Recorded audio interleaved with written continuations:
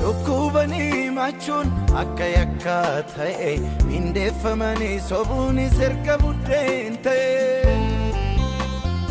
walitti galteemo karaa kee hin dabarre naannoo hundumatu dhibee sin maaltu dhibare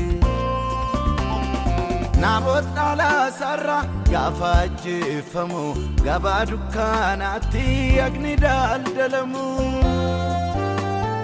Nalon nabdi kute beekan qalbii dhabu harki kee diriire sunnurraa ola qabu